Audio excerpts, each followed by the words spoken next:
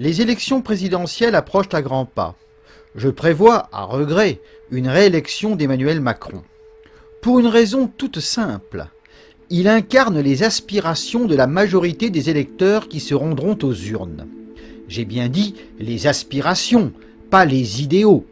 Car justement, le peuple français manque d'un idéal supérieur. Persuadé qu'il n'a qu'une vie et qu'à la mort tout finit, le citoyen lambda veut vivre tranquillement, chez lui, avec tout le confort possible. C'est logique. D'où le règne de l'individualisme, du consumérisme et de l'hédonisme.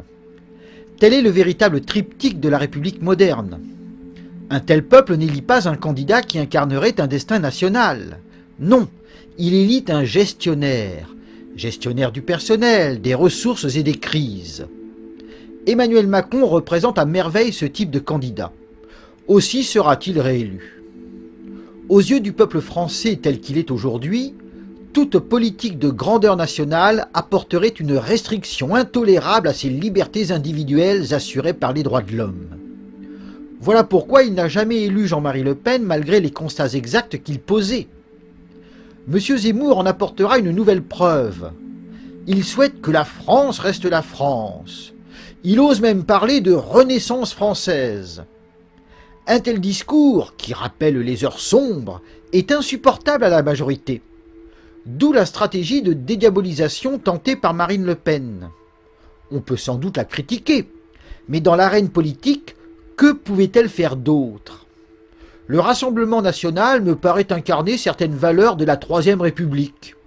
Préférence nationale, respect des institutions, ordre dans la rue. Hélas, un retour à ce passé sans changer les esprits réactiverait les mécanismes qui, en quelques générations, donnèrent mai 68.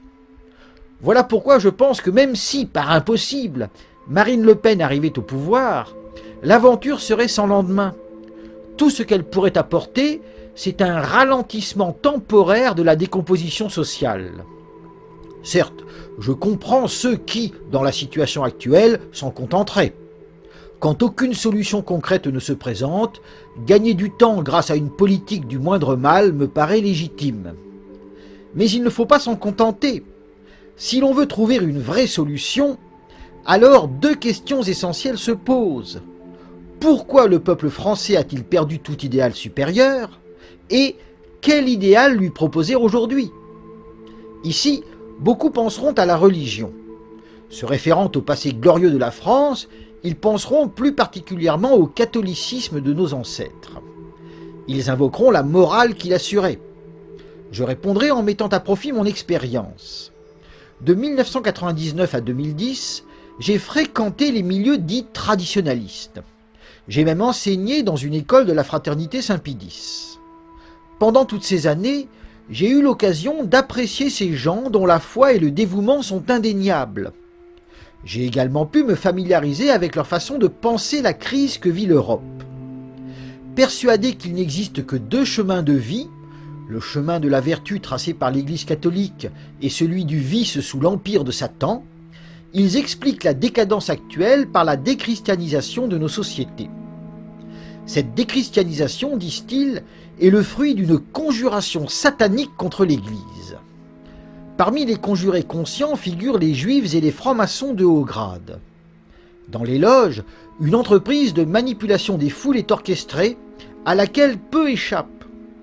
Il en résulte un monde pyramidal dirigé par Satan, avec quelques décideurs privilégiés, des organes de contrôle et, au bas de l'échelle, une masse esclave de la dette, abrutie par la télévision et ses programmes stupides, dépravée et criminelle par l'absence de morale chrétienne.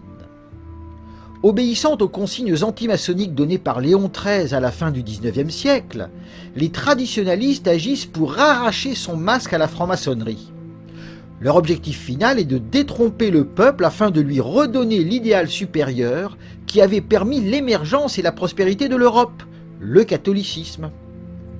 Mais il semble oublier qu'entre 1880 et 1910, bénéficiant d'une liberté d'expression presque totale, les nationaux catholiques avaient déjà mené ce combat.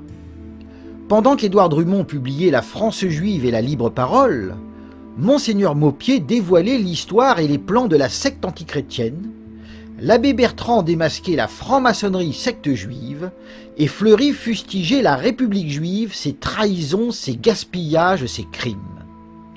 Ayant été averti de la menace judéo-maçonnique, la France endormie allait se réveiller pour chasser les judéo-maçons. Du moins le pensait-il. Mais malgré les ouvrages, les prônes et les prières, aucun réveil n'eut lieu. De 1880 à 1895, la République fit voter de nombreuses lois dites anti-religieuses sans jamais rencontrer une opposition notable. En 1892, un bulletin religieux appela les 35 millions de catholiques à sortir de leur apathie. En vain. De 1905 à 1910, avec la séparation de l'Église et de l'État, la République maçonnique acheva de laïciser la France et d'humilier l'Église. Quelle fut la cause profonde de la faiblesse catholique? Cette question capitale, j'y réponds dans mon nouveau livre, Les traditionalistes et la judéo-maçonnerie. Pourquoi ce témoignage? Parce que si ma réponse est exacte, alors le combat de milliers de traditionalistes droits, sincères et volontaires connaîtra le même sort que celui de leurs aînés voilà plus d'un siècle. De par leurs qualités indéniables, ces gens me paraissent essentiels dans le combat pour une renaissance nationale. Mais ils ne doivent plus se tromper d'ennemis. J'ai écrit ce livre pour les éclairer. De façon plus générale, je souhaite éclairer tous ceux qui se focalisent sur des complots. L'exemple des catholiques au siècle dernier démontre que l'espoir réside non dans une dénonciation perpétuelle d'ennemis extérieurs, comme si aucune faute ne venait de nous, mais dans une remise en question plus large qui inclut une autocritique. J'en ai conscience, c'est moins facile. Mais établir le bon diagnostic permet de trouver les vraies solutions qui apporteront le succès. J'ai donc écrit ce livre pour tous ceux qui veulent sauver la France.